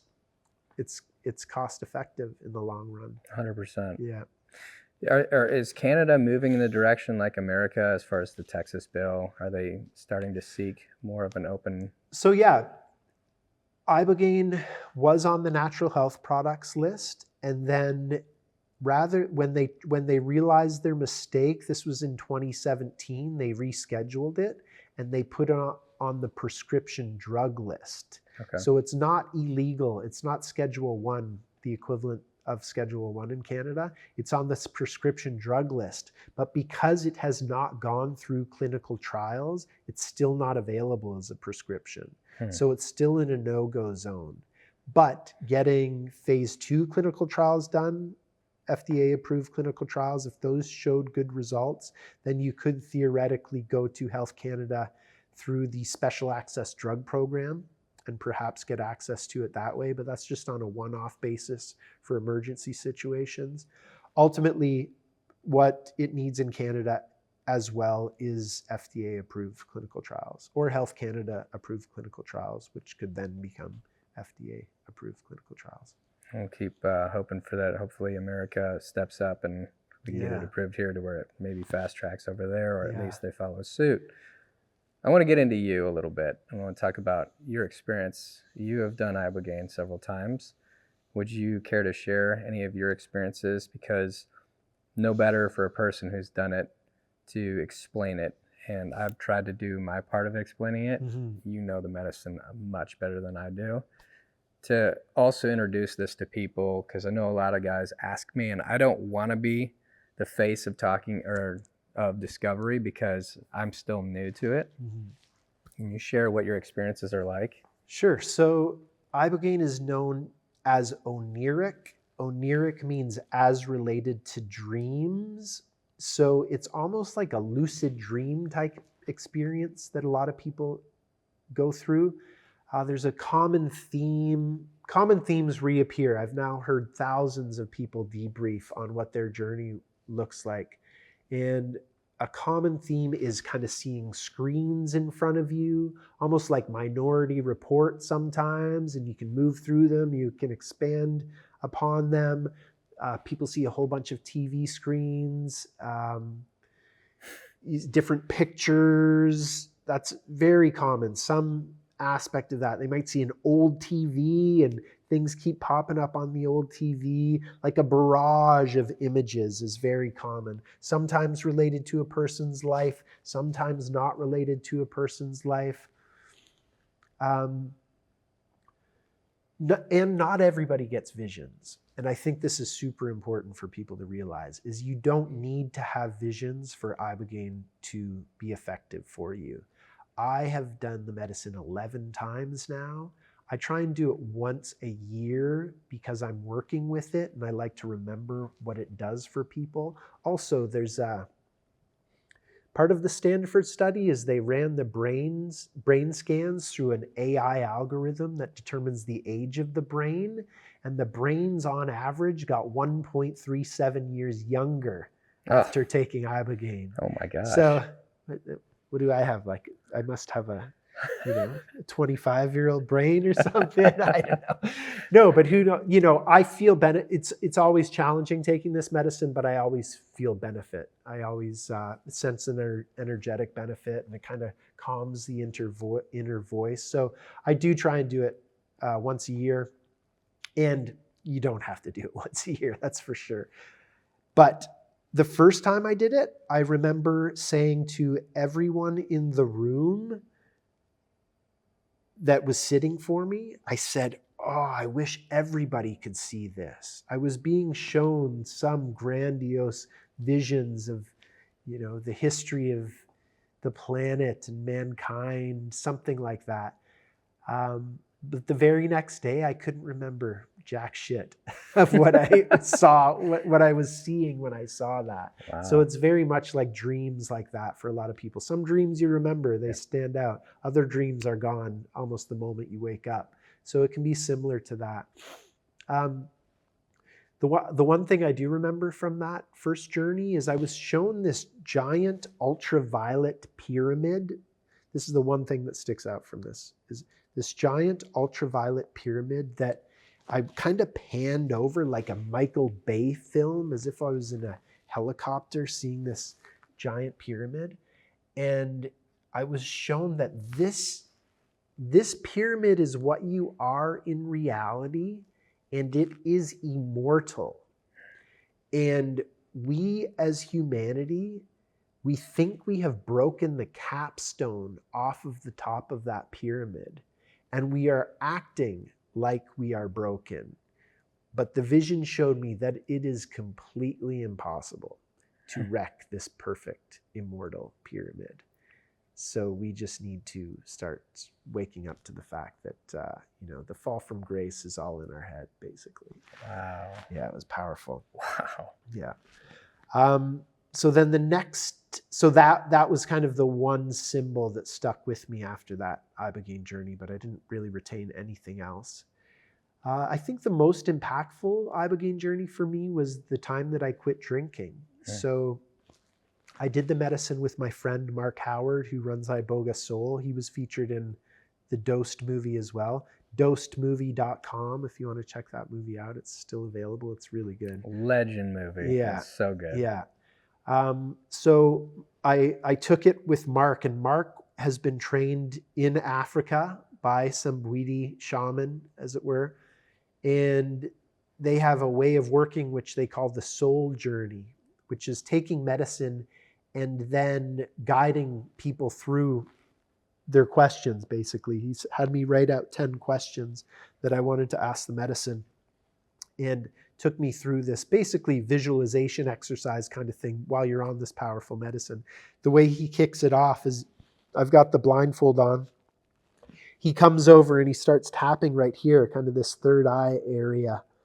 And he says, "Tell me when you can see my finger." while I've got the blindfold on. What? But sure enough, within about 30 seconds, I can see his finger. Oh. Said, I got it. So then he takes me through that journey. And one of the things I had written on my 10 questions is I knew Ibogaine is an ancestor medicine. You can see people who have passed. So I asked to see my grandma and my grandpa on my mom's side. My grandma, he said afterwards that he normally would have done that one at a time, but he said, now go find your grandma and grandpa. So I went. My grandma came forth with the unconditional love that she always was. I really sensed her energy. It was beautiful. My grandpa came up. He was a World War II vet. And all he said to me is, he said very clearly, he said, Trevor, you need to stop drinking for my lineage. Super powerful. He was a World War II vet. He had his PTSD. He didn't talk to anybody except he went to the Legion to talk to fellow veterans about what happened over there. He would drink a case of beer a night. He was never a mean or violent man, but that drinking really impacted my mother. Mm-hmm. Then later on in this soul journey, I think another point to make is, we tell everybody when you take Ibogaine, you should not drink for about a week before, at least. And I drank a bottle of wine the night before this journey. Really? Yeah. So I went in with this minor hangover, minor depression, and Ibogaine made it pretty clear that that's not cool. So one of the ways was, this was a kind way of doing this, but Mark had me fly into my front yard. Again, visualization under this powerful psychedelic. Fly into my front yard, and he said, "Is there a tree there?" And it was the first mansion I worked out of, not quite the Scarface mansion, but we worked out of another beautiful house with Liberty Root, which was my first company, and it had these big pink cherry trees, pink flowery cherry trees, and it was the time of year that they were flowering. So he said, go to your front yard. Is there a tree there? Yes, it's this pink flowering cherry tree. He said, give that tree a hug. So in my vision, I went up, I gave the tree a hug. And he said,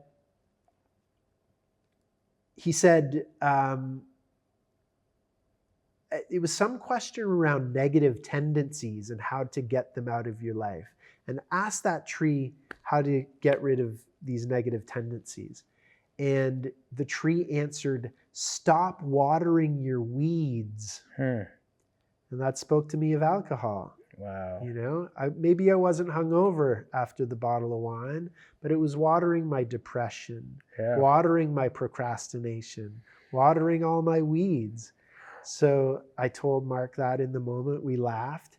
And then he said, ask that tree what the purpose of life is. And the tree said, to flower, which is, I can't think of a better purpose of life. What's life for? It's to flower to the best of your ability. So the next day, there were some other clear messages that night, like alcohol is death for you, Trevor. Like they are equal.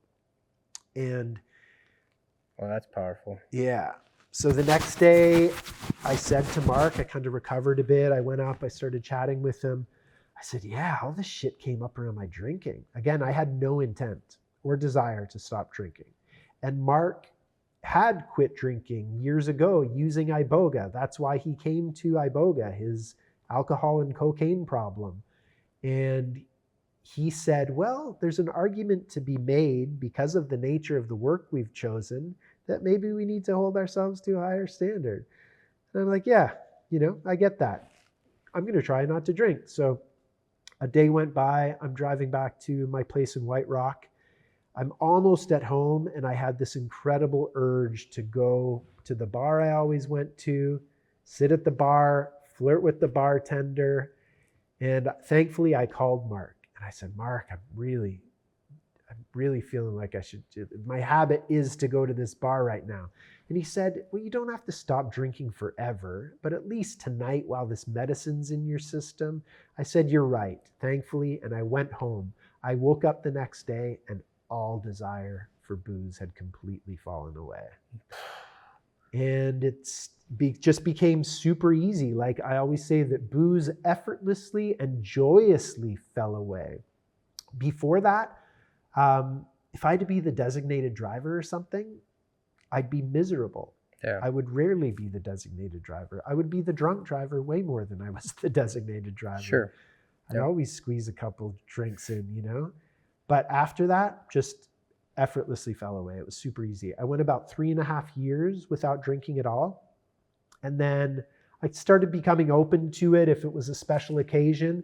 And then this miraculous special occasion happened. I was actually at a Jordan Peterson presentation in Saskatoon, Saskatchewan. I was visiting a new friend who was a former Miss Canada, who was hosting me in her community to talk about psychedelics. We had VIP. He asked me this morning if I'd met Jordan Peterson. That was the one time I met him, just in line for the VIP to meet him afterwards. We chatted briefly about psychedelics. And it was after this night, and we were starving, and we started looking around Saskatoon for a restaurant. Nothing was open. We got to this Italian restaurant. The guy's at the door kind of locking up. And I said, hey, is there any other restaurant like this that we might be able to get a meal?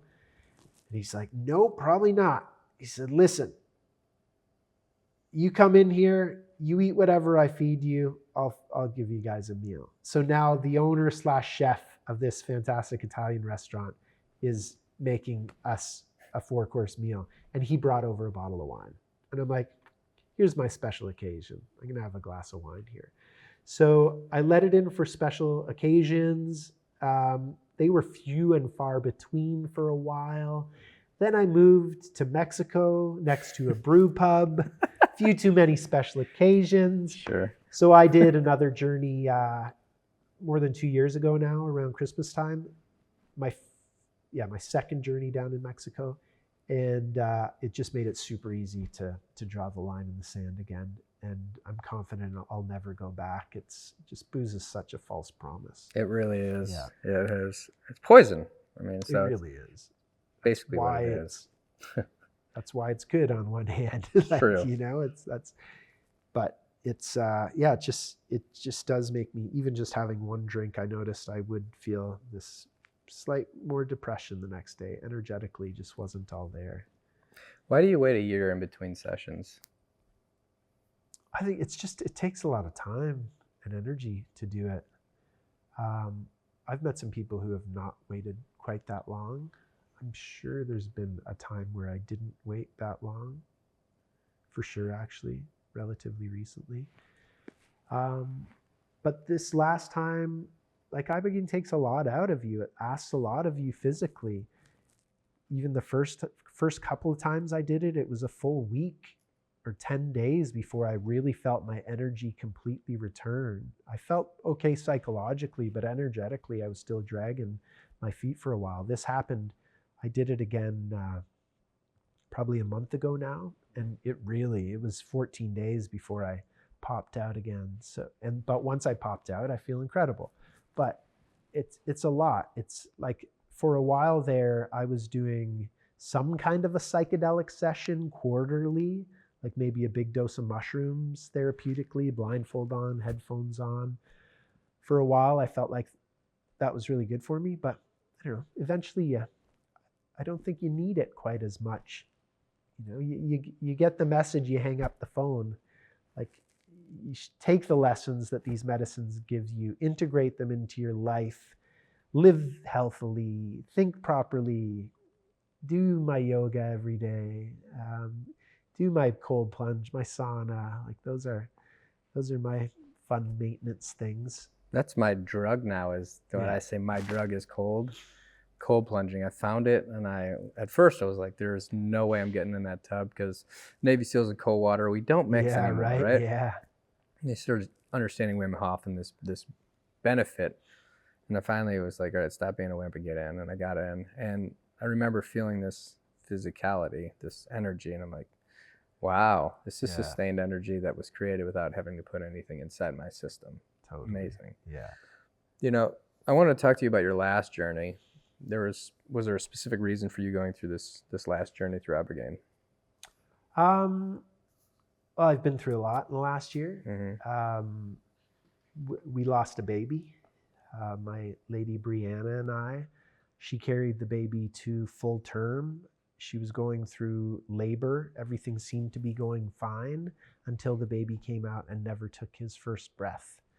So that's been an incredible ride, one I would not wish upon anyone, nor would I wish it upon myself again. But I made the decision, Brianna agreed with me, that in his name, we were going to do our best to make it a positive experience, something that impacted our lives in a way that we could look back and say, you know what, that was horrible, but we learned a lot from it. So on our way to the hospital, long story shorter, on our way to the hospital to see him, to be with his body, basically, I said, this could destroy a lot of couples. We're going to use it to make us stronger. And we've kind of lived that way. The one name we could agree on prior to the birth, we tried on every name. We couldn't agree on anything, except the name Bodhi, Bodhi, which means the ultimate stage of enlightenment beyond birth and death. So we really feel as though Bodhi was this little enlightenment bomb that dropped into our lives. He never took a breath, so he never took on any of the earth's karma. He's our little sinless advocate on the other side. And I feel like he is a representation of our highest self, of our enlightened mind. And I can get into my meditation and kind of feel in touch with him, and and I feel like his soul is a great one. We've had a friend who is very intuitive anyway, and she took Iboga for the first time after Bodhi died, and she said that she encountered him, and he basically conveyed to her that this was the step he needed to finally become an ascended master, as it were. And she saw him take his place in a line of ascended masters, and the message was that Brianna and I could join when we're ready. So that's pretty wild. We've had a handful of people another guy that worked for us, he felt as though he said that Bodhi was his guide through his entire Ibogaine journey. And then I had this kind of, I was in meditation feeling very open and thinking about Bodhi, and I got this clear message from him, maybe, that was basically like, Dad, you should probably stop thinking of me as a baby. Oh. He's not a baby. He's this titan of a soul that we have something to learn from. Wow. Yeah. So this is incredible, man. It's been wild. So Brianna did an Ibogaine journey. Shortly after that, it was helpful for her. She also went to India for kind of a spiritual pilgrimage, India and Bali. She got back from that recently. And right before she got back, I decided that I would lay down with the medicine again. And I did, and it was hard. And I'm glad I did, as always. It's hard, but you feel great after. I appreciate you sharing that, brother. Yeah, thanks for asking. You grow as a person every time you do medicine. Totally. And if you're doing it right. Yeah. That's true. Well, to your point of the ethics, I mean, there's definitely, you are the center of excellence on the ethics portion of it. And I tell everybody, like, this is not, one, a party favor. You don't go do this for fun, Number two, when you show up, be ready to work. And if it's not done in a controlled setting where people know what they're doing, there's no point in going there. And every time that somebody comes back from it, they say, like, my buddy just got back and he said, hey, I'm more of myself than I've ever been.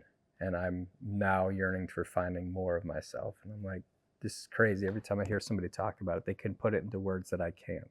Wow.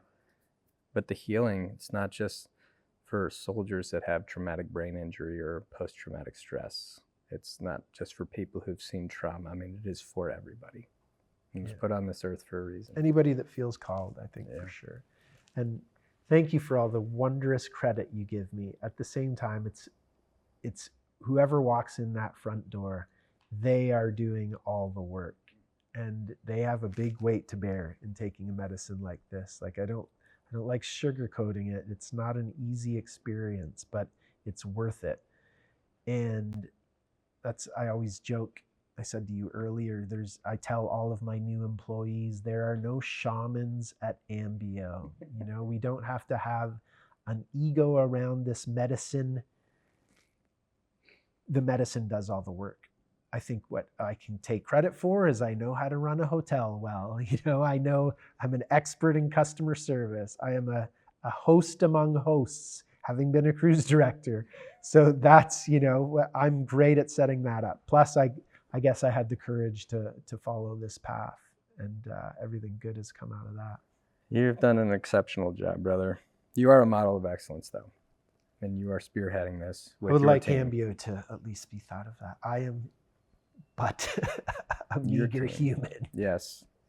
But I mean, again, I will go back to, as the veteran who has been to combat several times and come back not knowing how to deal with my emotions, not even going to try to find them again, realizing that I was almost emotionless. It's given me that freedom back to feel again, to be healthy, to feel happy, and to do deep inner work on myself. And as we talked about this last night, I was so outward focused on people that it became like trauma for me, where I just I saw bad in every single person, and I just fueled off of that. And I was doing nothing to look internal. And when I finally went through medicine and I started to look inward, like, man, I'm really venting at myself because I'm the one who has the issues and I need to focus. And so it's, you know, it doesn't happen overnight. The healing starts overnight, but the journey is past that, and that's where the real work begins. For sure. So, and now doing it twice, and definitely feeling a calling for a third in the near future. I'm just grateful to have you and have this opportunity. What do you want people to know most? Because there's still people will listen to podcasts and they'll hear it, and hopefully they're hearing it from your word or your team's word. What do you want people most to know about Ibogaine and psychedelic therapy?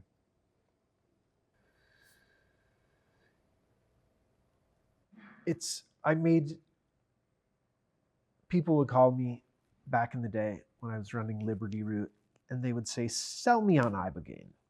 And I'd be like, I am not selling you on Ibogaine. I had a real policy of not selling anybody on Ibogaine.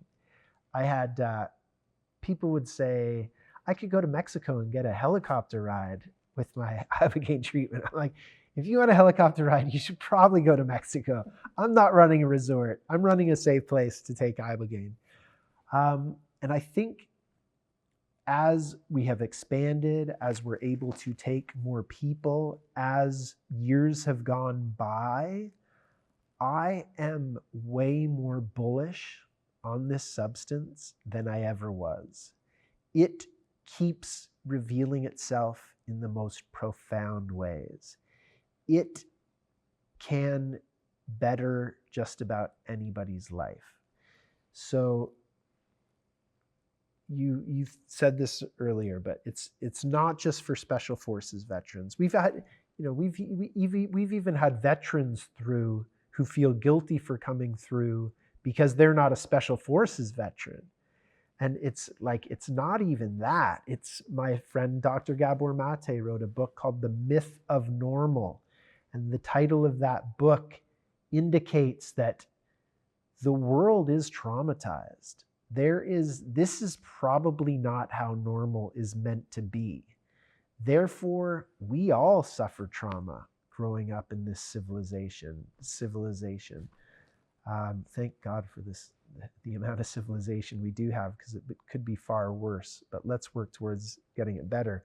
So I would just say that if you do feel a call to do this medicine, you should take that call seriously, because there's probably something in your soul that recognizes that you could be better. It is an optimizer. It is great at getting people from -10 to 0.